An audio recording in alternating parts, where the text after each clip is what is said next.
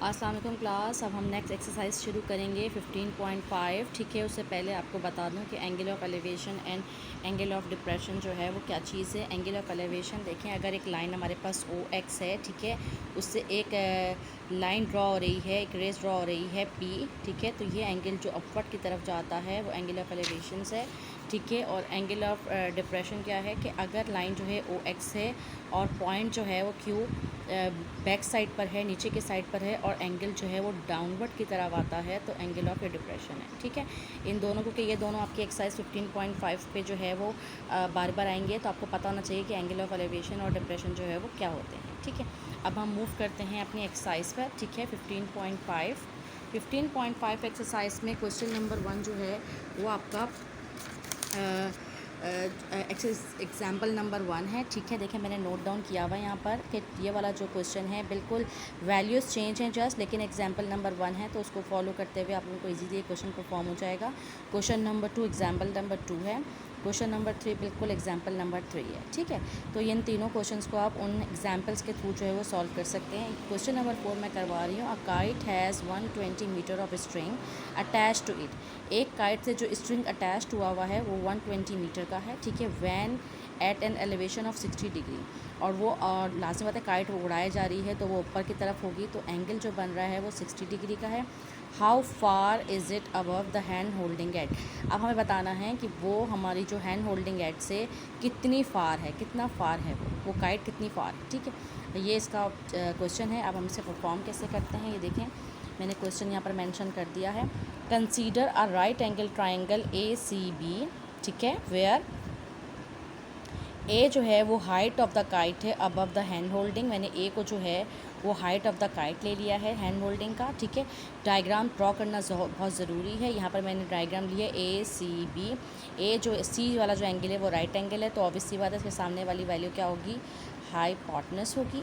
अब यहाँ पर जो मैंने ए लिया है वो हाइट ऑफ द काइट है जो अबव द हैंड होल्डिंग है। अब आप सोच रहे होंगे कि अगर पर्सन यहाँ पर है और उसने यहाँ से उसको पकड़ा हुआ है काइट को, स्ट्रिंग जो है वो ये है, ठीक है, और यहाँ पर वो काइट मौजूद है, तो ऑब्वियस सी बात है अगर यहाँ से यहाँ तक का डिस्टेंस निकाल लें, यानी बी से सी तक का डिस्टेंस निकाल दें, तो यही डिस्टेंस यहाँ से यहाँ तक का भी तो होगा ना।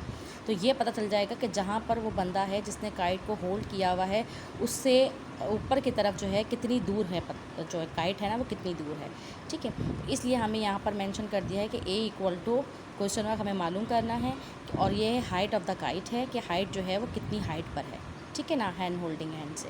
अब आप जानते हैं हम कि ये परपेंडिकुलर है, क्योंकि हमें ये वाला एंगल पता है, तो ये परपेंडिकुलर है और ये हाइपोटेनस है, ठीक है। हाइपोटेनस और परपेंडिकुलर का रिलेशनशिप साइन थीटा में होता है। Sine theta equal to perpendicular upon hypotenuse, and theta में पता है sine 60 equal to A upon C.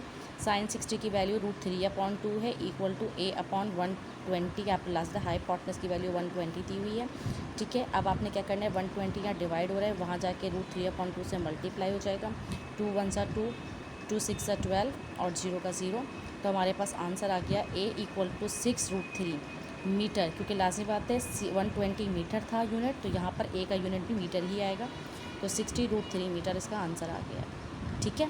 Question number 4। Question number 6 पर आते हैं। Question number 6, an isolated triangle has a vertical angle of 120। ये वर्टिकल एंगल है, ये वाला 120 है, एंड अ बेस, उसकी जो बेस है वो 40 सेंटीमीटर लॉन्ग है। Find the length of its altitude. सबसे पहले एक आइसोलेसिस ट्राइंगल बना लेते हैं। आइसोलेसिस ट्राइंगल क्या होती है, जिसके 2 साइड्स जो हैं वो इक्वल होते हैं, ये वाले, ठीक है ना।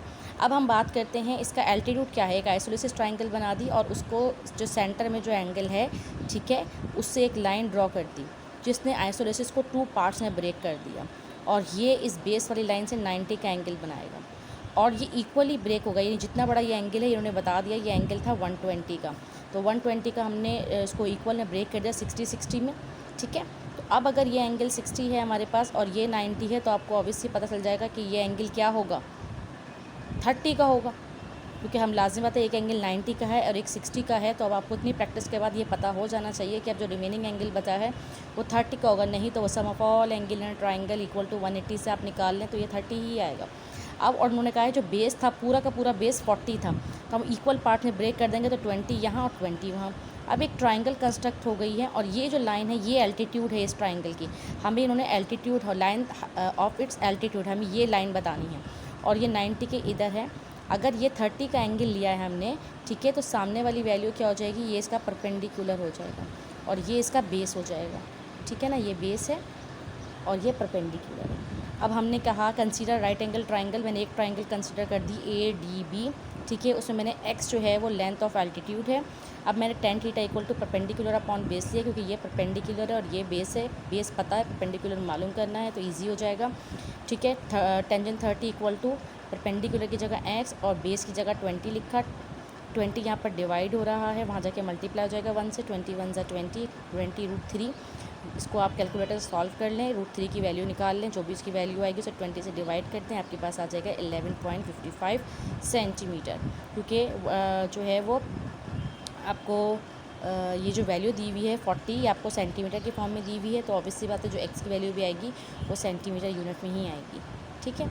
आई होप आप लोगों को क्वेश्चन नंबर 4 एंड 6 समझ में आ गए होंगे। अगर कोई बात पूछनी हो तो पूछ लीजिएगा।